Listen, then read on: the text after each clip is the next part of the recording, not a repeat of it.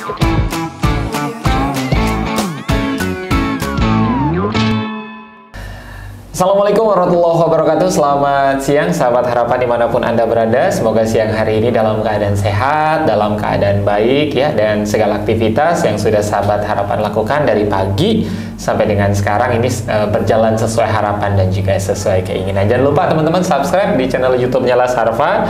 Kemudian juga jangan lupa follow di semua sosial medianya, di Instagram, di Twitter, dan juga di Facebook. Dan alhamdulillah di siang hari ini di studio podcast Las Harfa, Faiz sudah kehadiran bintang tamu yang luar biasa, masih muda tapi banyak sekali kegiatannya dan tentu saja menginspirasi. Langsung saja akan Faiz perkenalkan, beliau adalah Kang Rizky Maulana Caniago. Assalamualaikum Kang Rizky. Waalaikumsalam. Masya Allah, terima kasih sudah hadir di podcast Las Harfa.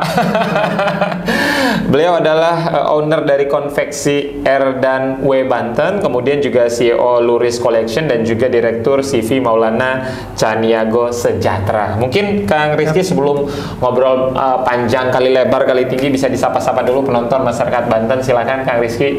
Ya, Assalamualaikum warahmatullahi wabarakatuh. Salam sejahtera dan salam bahagia selalu. Ya. Harus bahagia ya. Harus bahagia. Karena percuma juga kalau banyak duit nggak bahagia. Kalau nggak tenang ya percuma juga. Kuncinya harus bahagia. Kang Rizky, kalau Faiz lihat kan ini sepertinya Kang Rizky kalau dari sisi usia kan kayaknya nggak jauh juga sama Faiz. Masih muda banget gitu teman-temannya. Masih muda tapi bisnisnya banyak banget gitu. Amin, apakah memang ini turunan dari gen orang tua yang suka banget bisnis atau memang sebenarnya modal nekat ini? Iya, jadi kalau berbicara bisnis memang awal mula diseriusi ya. Diseriusi itu mulai dari awal kuliah. Yes. Ya, walaupun memang kata orang ini keturunan gen orang Sumatera Barat gitu ya.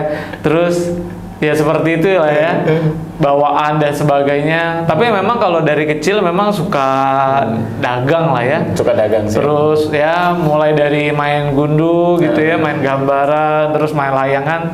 Orang kan cuma main aja, kalau kita bagaimana caranya bisa mendapatkan hasil lah dari situ ya. Nah, jadi emang awal mula tuh dari awal kuliah. Siap. Jadi memang dari awal kuliah sampai dengan saat ini udah hobi banget bisnis. Sempet awalnya kerja nggak sih Kang Rizky sebelum akhirnya memutuskan untuk fokus di bisnis aja? Iya. Jadi emang awal mula tuh 2009. Awal mula ngerintis bisnis itu di pulsa, bisnis pulsa. Pulsa, siap. Ya, awal mula banget tuh historinya emang modal dari 100.000. Modal 100.000 ya. Alhamdulillah kita jalanin seminggu 2 minggu, alhamdulillah hasilnya jadi 70.000. Minus ya? Malah minus. Ini saya bilang ada penjualan, ada pendapatan harusnya seperti itu. Ini kenapa jadi 70.000 ya? Saya ceritalah dengan kakak saya, salah satu orang yang berpengaruh di hidup saya. Dan mengantarkan saya sampai ke detik ini seperti itu, namanya Bang Deddy Maulana. Nah, beliau pernah nyaranin kalau bisnis pulsa itu jangan dihutangin. Nah, itu prinsipnya. Termasuk kepada saya gitu, kepada siapapun gitu ya. Jangan pernah dihutangin karena untungnya kecil dan perputarannya juga harus cepat. Nah, akhirnya ngejalanin banyak lah ya bisnis di pulsa itu 2,5 tahun. Lama ya, siap. Terus ya modal dari 100.000. Seingat saya ya, insya Allah saya tidak lupa itu sampai pulsa itu ada saldo 1,8 juta. Kayak gitu ya. Terus bisnis kartu perdana, terus bisnis cemilan juga pernah, bisnis buku pernah, bisnis IO pernah, dan bisnis aksesoris ya, aksesoris komputer juga pernah. Dan yang terakhir sebenarnya konveksi. Nah, sebenarnya konveksi ini pendatang baru dalam hidup bisnis saya. Tapi saya melihat, ini ternyata menarik ya. Jadi 6 bulan saya ngejalanin bisnis konveksi itu dari tahun 2012 pertengahan sampai 2012 akhir. Nah, itu kurang lebih saya ngerjain kaos sekitar 2.000 sampai 3.000 piece lah ya. Siap. Itu. Jadi potensinya luar biasa. Artinya kalau pertanyaan Faiz tadi soal pernah nggak sih kerja di perusahaan, nggak pernah sampai dengan sekarang? Ya kayaknya nggak pernah. Ngelayanin ijazahnya di rumah aja dong. Ijazah itu alhamdulillah saya pakai tetap. Saya pakai untuk menikah ternyata. Jadi ngelamarnya bukan lamar cewek kerja tapi ngelamar ahwat gitu ya, ngelamar istri gitu. Yes, karena ijazah itu tanda kita pernah sekolah ya Kang. Betul. Bukan tanda kita pernah kerja ya. Betul. Kang, artinya sudah begitu banyak apa ya istilahnya, lika-liku kehidupan lah, atau awalnya berdarah-darah lah ya Kang ya, sebelum akhirnya berada di titik ini sampai tadi minus 30.000, mungkin minus 30.000 mah belum seberapa ya kalau dibandingin sama cerita-cerita yang lain. Betul. Akhirnya memutuskan untuk fokus konsen di bisnis konveksi. Tentu ada sesuatu hal yang mendongkrak, membuat kayaknya harus fokus di bisnis ini. Itu apa waktu itu Kang? Nah, jadi emang awal mulanya saya dapat mentor ya, namanya Kang Eli dari Bandung. Siap. Gitu ya. Dan Kang Setia Furkonholid, mungkin teman-teman di rumah kenal ya dengan Kang Setia Furkonholid. Ya, karena memang beliau seorang motivator dan seorang entrepreneur tingkat nasional lah. Yes. Nah, jadi dari Kang Eli itu saya dapat nasihat bahwasannya bisnis itu rumusannya 5F 5P. 5F gitu ya. 5P. Iya. Siap. Nah, F-nya itu adalah fokus. Nah, terus P-nya itu praktek. 5F 5P siap. Itu mah 1F 1P juga bisa sih. Bisa. Nggak harus 5F sama 5P kayaknya. Fokus dan praktek. Tapi memang terkadang praktek itu memang harus beberapa kali kan. Siap. Terkadang kan orang pengen memulai bisnis tuh praktek sekali, rugi langsung down. Iya, betul. Maka dari itu praktek dan memang fokus itu terkadang di awal kita udah bisa fokus nih. Ya. Tapi pas lagi perjalanan kita mulai nggak fokus harus dibalikin lagi kan fokus. Maka dari itu nasihatnya seperti itu. Fokus, praktek. Nah, siap. Terus Nah, akhirnya memang kenapa memilih bisnis konveksi ya? Ya bagaimanapun bisnis itu kan profit oriented ya. yes, sepakat. Tujuan utamanya adalah keuntungan. Tapi dari keuntungan itu kita punya tujuan mulia. Yes. Nah, yang pertama saya ya sesuai dengan anjuran lah ya dalam agama. Kita innama abalu biniyat. Yes. Saya hidup mandiri. Itu yang pertama. Yang kedua, saya tidak ingin merepotkan orang tua saya. Saya Betul. tidak ingin merepotkan abang saya yang Dedi Maulana itu, karena memang dari semester 1 sampai semester 5 atau 6, nah itu bisa dikatakan full saya dibantu oleh kakak saya, Yes. abang saya pertama. Nah, sehingga saya lihat, ini dari bisnis-bisnis yang lain ternyata bisnis konveksi ini profitnya Yes. menjanjikan sekali gitu ya. Dan saya lihat, saya emang betul nih kayak akhirnya harus fokus di bisnis konveksi sampai dengan sekarang. Berarti sudah berapa bulan tuh Kang untuk dari mulai fokus sampai dengan saat ini terhitung sudah berapa lama itu Kang? Dari 2012 bulan 6, saya anggaplah tanggal 6 ya miladnya konveksi RW itu, sampai sekarang sudah hampir mau jalan, sudah lebih dari 10 tahun. Sudah lebih dari 10 tahun. Satu dekade kita jalankan. Luar biasa, pride, keren. Kan kalau bisnis konveksi kan, mohon maaf kalau Faiz melihat yang namanya fashion itu kan cepat ya. Betul. Sangat cepat sekali. Artinya kan hari ini trennya apa, besok apa, lusa apa. Artinya kalau kita sudah nyetok banyak dengan tren yang saat ini, otomatis besok trennya udah beda, gimana dong itu kan? Iya, oke.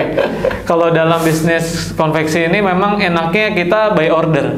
Siap. Yang pertama, kita bisa mengikuti desain ya ataupun gambar sesuai dengan order, sesuai dengan permintaan. Itu yang pertama. Yang kedua, dari segi keuangan juga orang nanya ya kan, modalnya berapa dan sebagainya. Saya kasih tahu kunci sukses dalam membangun bisnis. Apapun bisnis itu, ya mulailah dari modal jaringan. Karena dari modal jaringan itu kita bisa jadi reseller atau agen, dan di situ kita tidak perlu banyak modal. Yes. Ya, karena memang kalau mau ngebangun konveksi itu idealnya minimal 25 juta lah, ya, 25 juta sampai 30 juta untuk saat ini. Yes. Ya, namun pada saat 2012 saya jalanin 2,5 tahun di awal, nah itu saya menjadi seorang reseller. Yes. Jadi saya produksi di Bandung, saya cari market di Banten dan sekelilingnya. Yes. Nah, sehingga ya tadi ya mulai dari 2,5 tahun, nah akhirnya 2014 nih, Yes. perjalanan baru hidup saya baru mulai ya. Jadi orang tua minta orang tua minta saya kerja pasca kampus. Yes. Ya, pasca kampus saya kerja karena orang tua mengertinya atau apa paradigmanya bahwa kerja itu ya di kantor, di gedung, pakai kemeja, pakai dasi dan sebagainya. Saya bercandain orang tua saya, "Mah, nanti Rizky kerjanya di kantor sendiri aja." Ya. Rizky nanti buat kantor sendiri. Nah, orang tua bilang, "Ki, kamu jangan ngomong kemana-mana, jangan ngawur lah ya. Kamu nih masih muda, belum ada pengalaman, belum ada kerjaan dan sebagainya." Cuma memang waktu itu saya buktikan bahwasannya saya bisa. Yes, artinya kan sepakat tadi Kang Rizky mengatakan bahwa hampir mungkin 99,99% orang tua adalah ketika anaknya selesai sekolah, terutama kuliah S1, sangat mendambakan anaknya bekerja di perusahaan yang besar, PNS lah ya. Wah, itu udah seksi sekali kayaknya. Ini tiba-tiba dagang pulsa gitu kan. Itu gimana perasaan? Mungkin ada kecewa juga ya awal-awal orang tua. Apa yang Kang Rizky yakinkan waktu itu, terutama untuk orang tua, bahwa suatu saat nanti Rizky bisa seperti apa yang orang tua mau gitu kan? Betul. Waktu itu. Jadi ini tips yang pertama ya, saya kasih tips kepada rekan-rekan semua yang ada di rumah ataupun dimanapun teman-teman berada. Ya, orang tua itu ya, ketika teman-teman memiliki problem ya, punya problem yang sama kayak saya ya, orang tuanya ingin anaknya ataupun kita kerja tuh di kantoran. Yes. Sehingga kita jelasin kita udah punya usaha, kita udah punya bisnis. Nah, yang paling penting adalah kepada orang tua adalah satu, ya, pembuktian.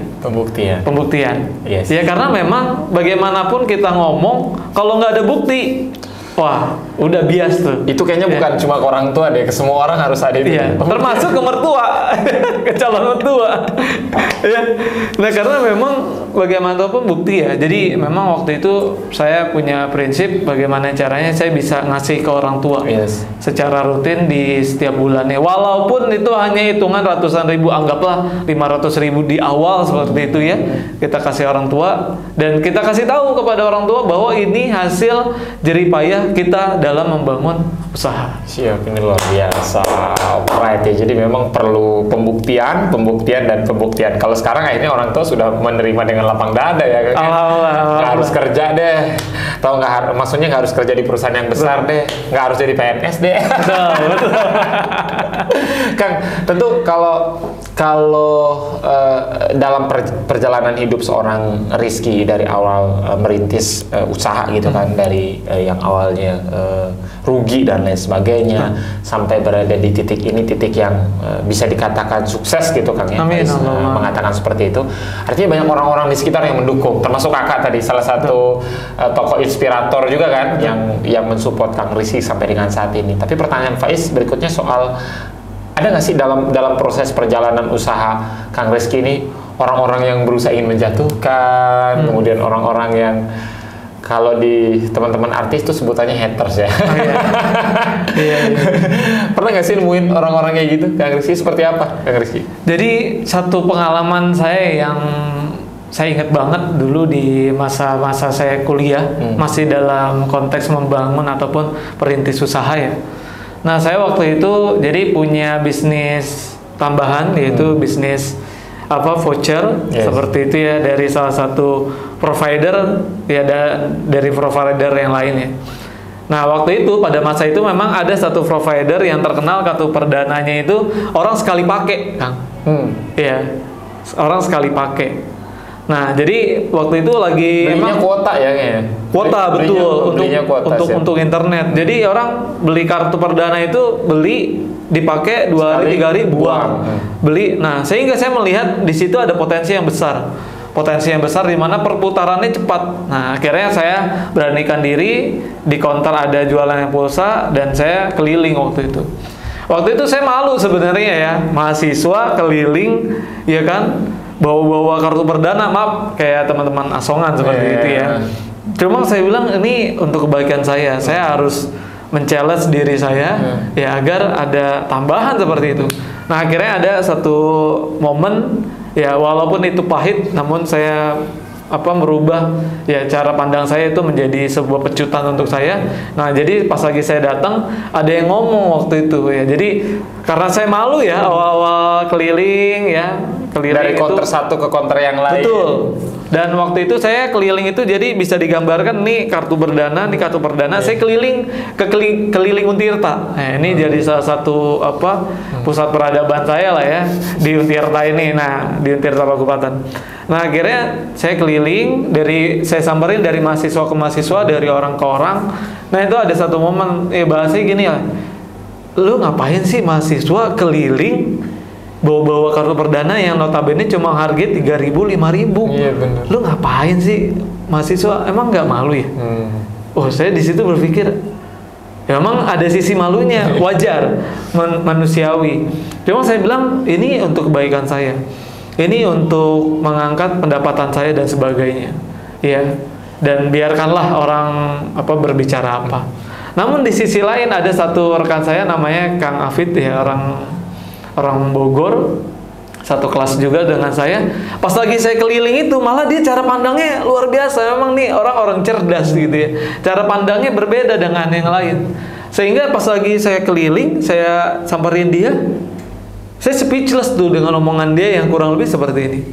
Ki, lu mahasiswa mau ya ngelakuin begini nih, usaha bahasanya keliling dagang seperti ini, lu mau ya? Dan kelihatan lu tuh kayaknya berjuang, pede gitu ya.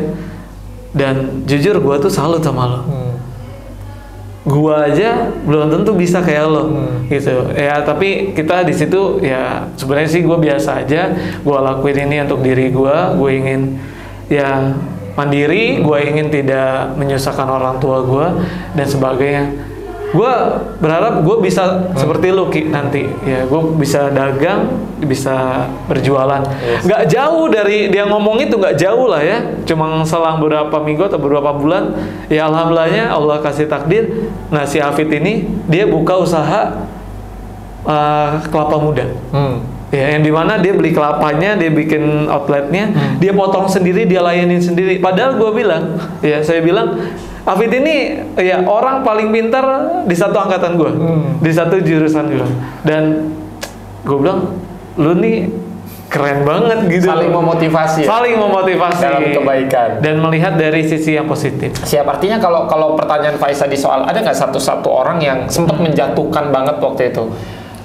Tidak usah sebut namanya siapa, tapi pernah ya, Kang Rizky ya?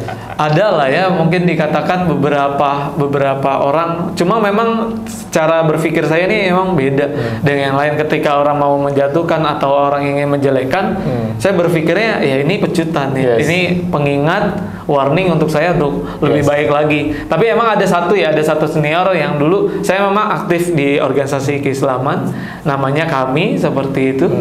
Nah di Kami ini saya sebagai kepala departemen waktu itu. Jadi memang dulu status mahasiswa saya itu saya jalankan 3 aktivitas Kang.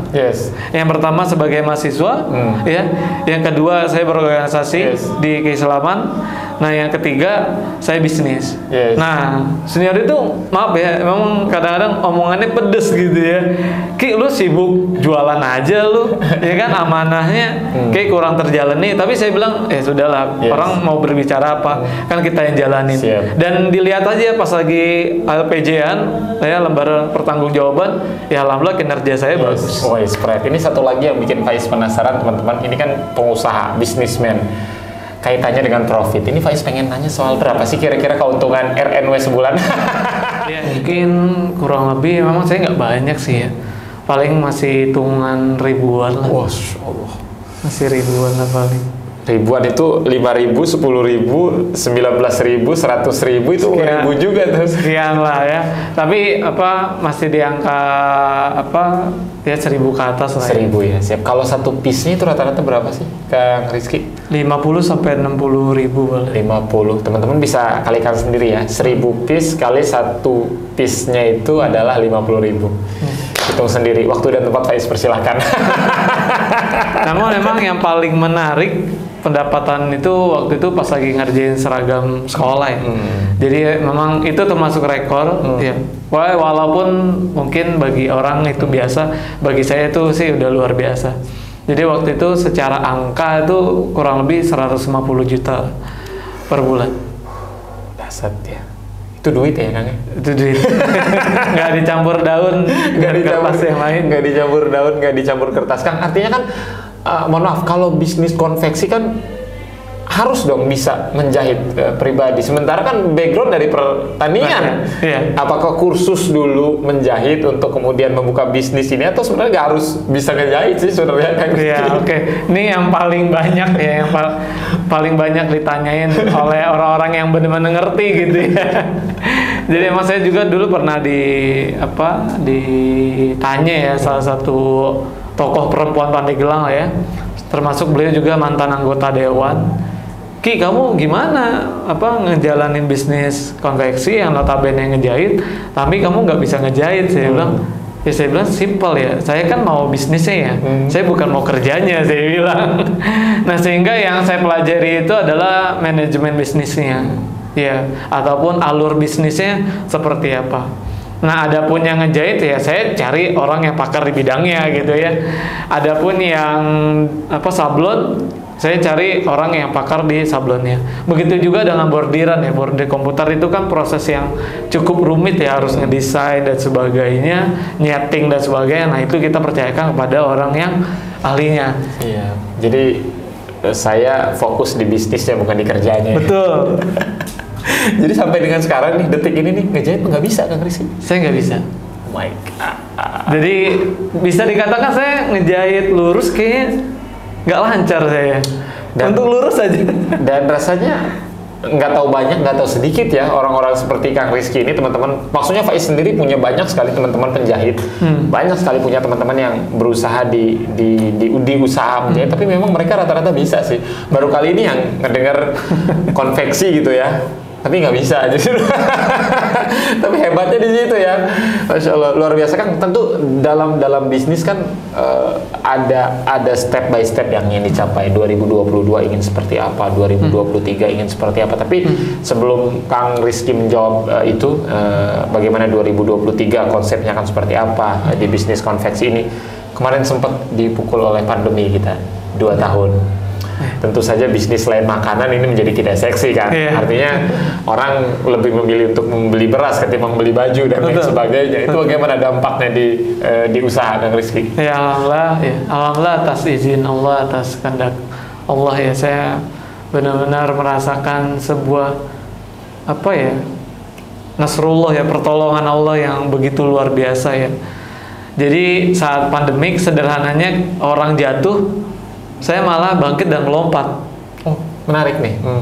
Kenapa? Ya karena memang ya dari sisi pakaian, baju saya nggak ada orderan. Kalau saya nggak ada orderan, seragam pasti. Sekolah apalagi ya, udah pasti. Kayak gitu kan.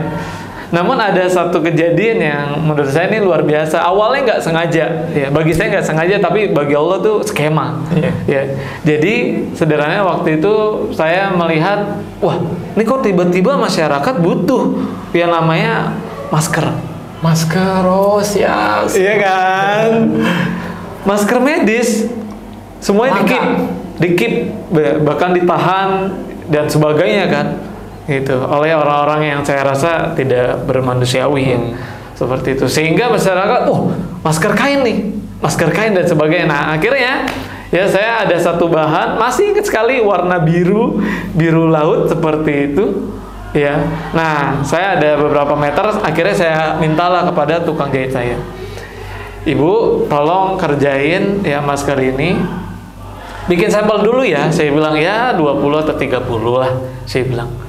Nah akhirnya 1 hari 2 hari saya kontrol lagi, Pak udah jadi ya. Pas lagi udah jadi, saya bilang ini kok banyak banget ya maskernya ya. Bu ini jadinya Ibu bikin berapa? Kan mintanya awalnya 20 ya. Awalnya Bu bikin 20 sampel kan, atau 30 lah. Akhirnya ini kok banyak banget Pak, ini totalnya ada 300-an. Kok banyak banget gitu ya, kok banyak banget ya. Saya bilang, ibu ini kan saya mintanya sampel, kenapa dibuatin semua?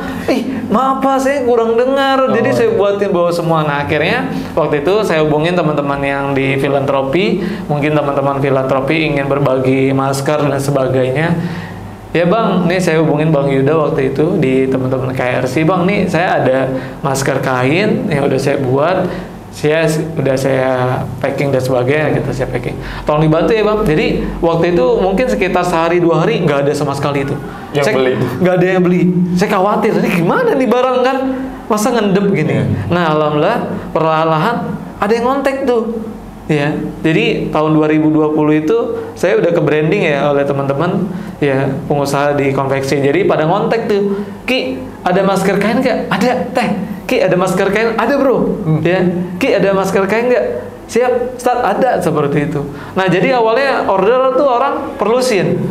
Perlusin dong untuk konsumsi sendiri akhirnya. Oh, iya, konsumsi sendiri. Untuk digunakan sendiri ya. Untuk digunakan sendiri seperti itu ya.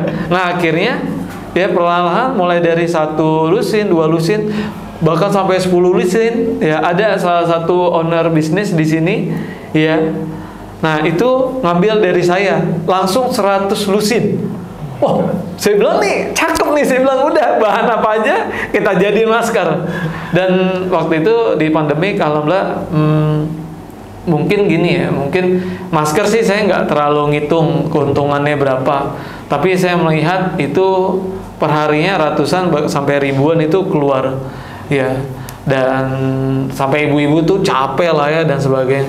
Saya ngitung kurang lebih masker itu ya dari 2020 kurang lebih lah ya, itu 50.000 piece itu keluar. Oh my god, justru Allah menunjukkan kekuasaannya ya di sana. Tapi sebentar, ada lagi kuasa Allah yang menurut saya itu luar biasa bagi saya dan keluarga. Jadi ketika saya sibuk ya mengerjakan masker ya, itu kan masker jadi sederhananya saya kasih bahan, saya kasih sampel, penjahit kerja. Betul. Pasca dari itu kan ada proses dan ada waktu ya. Yang saya tuh bahasanya saya nggak ngapain nih. Saya bilang ngapain lagi ya, ya kan? Kita orang biasa gerak, maka berpikirnya terus bergerak. Nah akhirnya, apalagi yang dibutuhkan masyarakat nih, saya bilang ya. Oh, hand sanitizer saya bilang. Di situ saya mendapatkan sebuah peluang yang sangat luar biasa rekan-rekan semua. Nggak ada hubungannya banget. Antara konveksi dan hand sanitizer. Nggak ada hubungannya. Banget itu. Nggak ada hubungannya, tapi menurut saya di mana ada peluang, di situ harus ada rezeki. Yes. Ya kan? Yes. Nah di situ akhirnya saya ngambil lah ya. Oke, hand sanitizer butuh. Akhirnya saya ada satu kenalan. Ya, beliau seorang pengusaha di bidang kimia, tapi akhirnya berproses di bidang sanitizer dengan legal hukum, ya dengan legal bahasanya perizinan seperti itu. Nah akhirnya saya jadi reseller beliau lah. Kebetulan beliau ini pabrik, jadi saya langsung ambil dari pabrik. Awalnya kita ngejual per liter kan, per liter, 1 liter, 2 liter dan sebagainya. Nah itu saya hitung waktu itu mungkin ada satu momen satu hari mungkin sekitar 50 sampai 100 liter saya kejual tuh waktu itu. Dan BBM ya kan ya. Dan namanya saya ingat banget satu momen di mana jadi saya tongkrongin di pabrik itu ya, di outletnya itu sambil saya nge-broadcast ya. Saya WA orang-orang, saya informasikan bahwasannya saya menjual hand sanitizer. Ya. Nah akhirnya dari hand sanitizer ada juga disinfektan, tapi yang terasa banget tuh hand sanitizer. Anggaplah perjuangan saya di hand sanitizer tuh 20 hari ya. Nah di 1 harinya itu saya hitung bersih ya, profitnya itu adalah 1 juta. Oh my God. Jadi di 20 hari itu saya benar-benar mendapatkan cash. Yes. Cash yang begitu luar biasa menurut saya. Itu ada sekitar 20 juta yang bisa saya saving, bisa saya tabung. Masya Allah, luar biasa. Artinya di mana ada peluang di situ ada rezeki ya tadi ya. Harusnya begitu. Harus. Justru di saat teman-teman, mohon maaf, di saat pandemi banyak sekali teman-teman yang menghujat gitu ya. Betul. Artinya yang bingung harus seperti apa karena keterbatasan ruang gerak. Justru Kang Rizky mencari peluang agar bagaimana tidak diam, karena diam berarti mati ya Kang, ya? Harus bergerak dan terus bergerak, dan alhamdulillah bisa melewati fase itu. Dan kita sekarang sudah terbebas ya dari pandemi, walaupun belum ada pernyataan resmi dari Presiden untuk negara kita benar-benar bebas secara 100%, tapi fase sulit itu sudah dilewati. Sekarang berapa Kang total teman-teman di konveksi total karyawan dan lain sebagainya? Tim itu 4, 1 kurang lebih ada 7 orang lah. Ada 7 orang. Paling 7 orang. yang memang bekerja untuk Kang Rizky dan keluarganya ya. Betul, bekerja sama lah ya, karena kita sama-sama kerja, sama-sama untung. Siap. Nah, kemarin pandemi ada sempat pengurangan atau Kang Rizky bertahan untuk survive, mempertahankan semua karyawan, semua tim? Malah alhamdulillah karena ada kerjaan masker itu ya, bahasanya awalnya penjahit cuma ada 3, nah kita tambah kurang lebih ada 2, bahkan 6 ya kurang lebih waktu itu. Dan itu ya terasa banget ya, alhamdulillah. Jadi ketika orang surut, nah kita alhamdulillah atas izin Allah bisa naik. Jadi justru pandemi ini teman-teman, kita Rizky nambah karyawan. Kita tambah. Bukan ngurangin karyawan tapi nambah karyawan ya. Ini luar biasa. Kang, tadi pertanyaan yang sempat ke pending, artinya dalam bisnis kan ada sesuatu, ada target yang mau dicapai di tahun 2022 yang tinggal beberapa bulan lagi, ataupun 2023 nanti seperti apa sih kan bisnis yang Kang Rizky kelola ini? Iya, baik. Kalau saya memang kalau berbicara bisnis tuh paling targetan sederhana adalah omset ya. Omset. Kalau profit kan mengikuti omset lah. Yes. Bahasanya. Dan sebenarnya targetannya ya nggak muluk-muluk ya. Saya berharap dari tahun ke tahun saya semakin bermanfaat saja untuk orang. Yes. Karena saya memang nggak terlalu nargetin seperti orang harus punya gedung sendiri gitu ya di tahun sekian.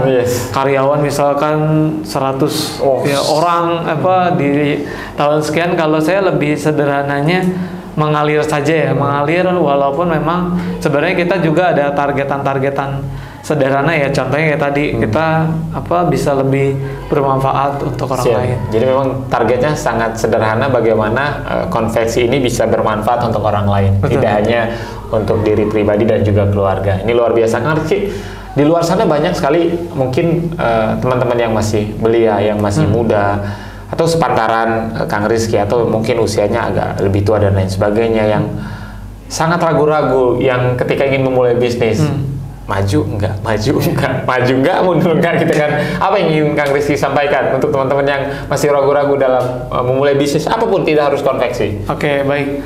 Sederhananya memang bisnis itu harus ya diawali dari sebuah alasan. Ya. Bahasanya kenapa kamu kerja? Alasannya apa? Saya harus mendapatkan uang. Saya harus mendapatkan pemasukan seperti itu. Sama halnya juga dengan bisnis. Kenapa kamu harus bisnis? Contoh, kalau saya dulu mengawali bisnis ya, pertama saya ya harus bisnis itu karena saya mau mandiri. Itu yang pertama. Yang kedua, saya ingin ada kebebasan waktu.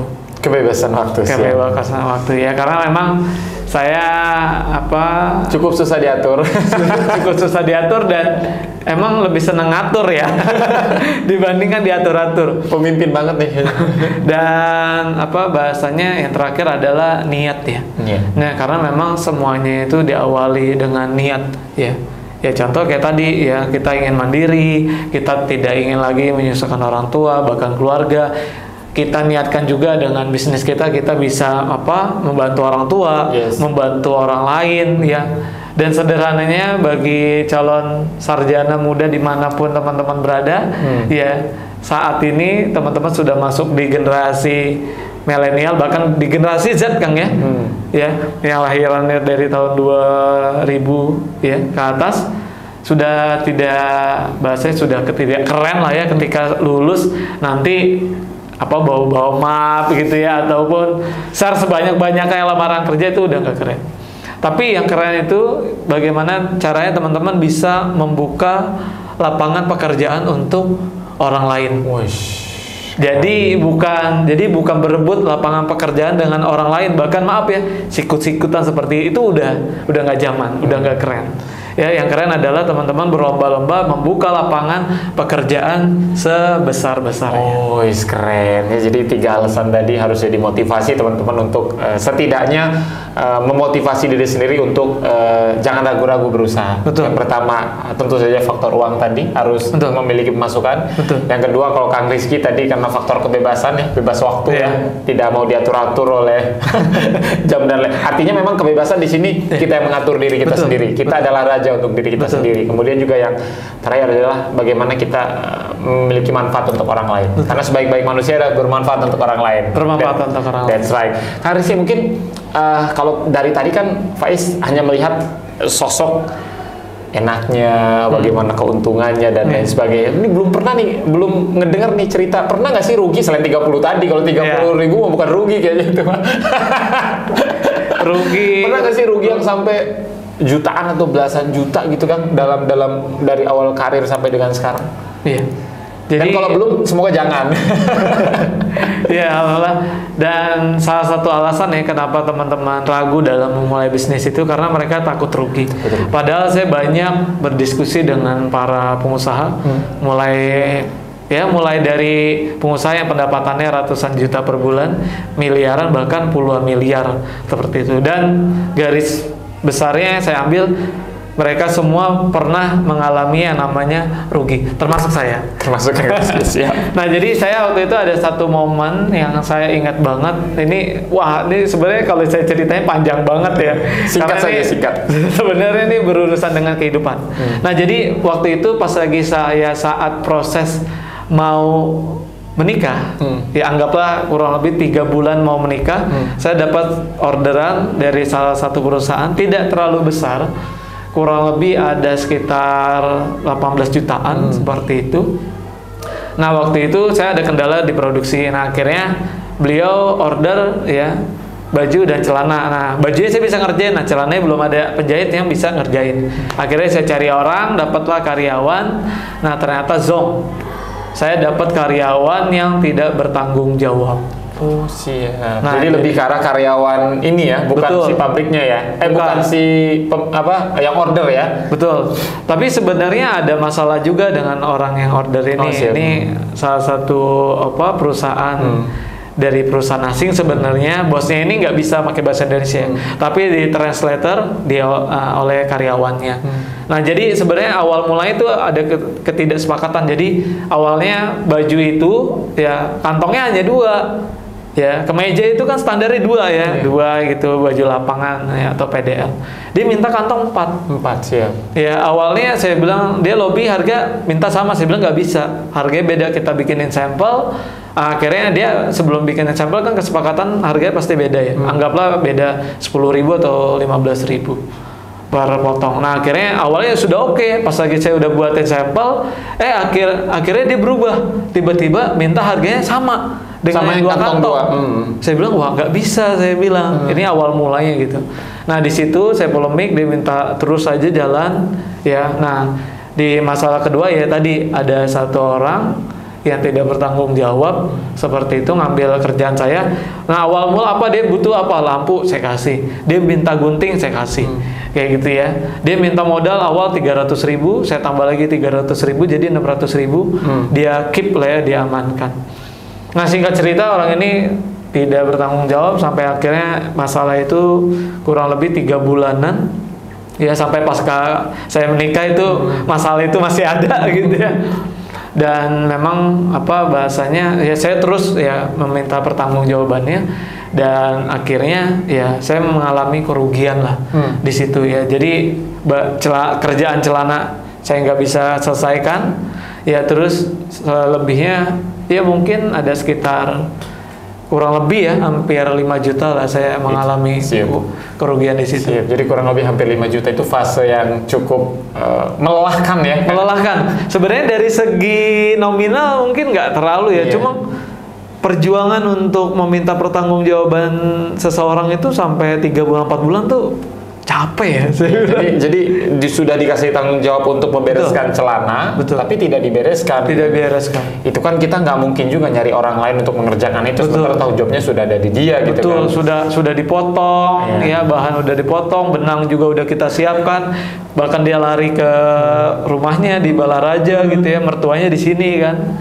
Akhirnya saya silaturahmi ke mertuanya, ketemu istrinya, minta dipertanggungjawabkan dan sebagainya. Udah ya akhirnya dengan berlarut-larut seperti itu ya, akhirnya selesai, walaupun emang endingnya saya mengalami kerugian siap. Tapi memang kerugian yang paling parah adalah kerugian kelelahan tadi ya. Betul sekali. Lelah sekali kayaknya. Tapi dari situ saya banyak belajar lah ya tentang sikap ataupun sifat seseorang, bisa lebih mengantisipasi dan meminimalisir hal-hal seperti itu. Siap, Kang Rizky, terima kasih banyak sudah hadir di podcast Selasa Arafah. Terakhir mungkin pesan yang ingin Kang Rizky sampaikan. Yang pertama adalah untuk tim yang saat ini terus berjuang bersama Kang Rizky di konveksi. Yang kedua adalah untuk mitra setia yang selama ini sudah istilahnya bekerja sama bersama dengan konveksi. Kang Rizky, silakan. Ya baik, untuk pesan saya untuk tim ya, yang pertama marilah kita terus bekerja sama-sama bekerja, kita sama-sama berjuang ya, karena ya kita bekerja ini bukan untuk salah satu pihak, tapi untuk semua pihak ya. Dan berjalanlah sesuai dengan aturan yang ada ya, dengan ketentuan yang ada, kita perbaiki komunikasi kita perbaiki kinerja kita, sehingga ya hasilnya nanti lebih baik lagi seperti itu. Yang kedua, untuk teman-teman mitra, sebelumnya saya ucapkan banyak-banyak terima kasih, karena memang mitra konveksi NRW ini kalau ditarik ya banyak ya, mulai dari Sumatera Utara ya, habis itu di Sumatera Selatan ya, terus di Bengkulu kita juga ada, di Riau juga ada, kalau di sini di Serang juga ada, di Pandeglang, terus di beberapa kota yang lain seperti itu ya. Ya bahkan sempat terakhir tuh di Pontianak. Orderan paling jauh kemana, Kang Rizky? Masih dalam negeri? Atau pernah ada yang keluar? Oke, alhamdulillah saya pernah diminta order itu dari Malaysia. Oh my God. Terus yang kedua dari teman-teman di Turki. Saya Istanbul ya. Dan kalau di Indonesia alhamdulillah kurang lebih di 34 provinsi saya udah pernah ngirim barang. Dahsyat. Mulai dari Aceh sampai Papua. Sampai Papua, alhamdulillah. Siap. Sampai dengan Turki loh. Di Turki nggak ada konveksi kayaknya. Mereka adanya karpet kayaknya. Jadi terlalu tebal untuk baju. Siap. Terima kasih untuk mitra-mitra yang sudah selama ini berkolaborasi bersama RNW ya. Kang Rizky, terima kasih banyak sudah berbincang bersama Faiz. Teman-teman, terima kasih banyak atas partisipasinya. Faiz pamit, Kang Rizky pamit. Assalamualaikum.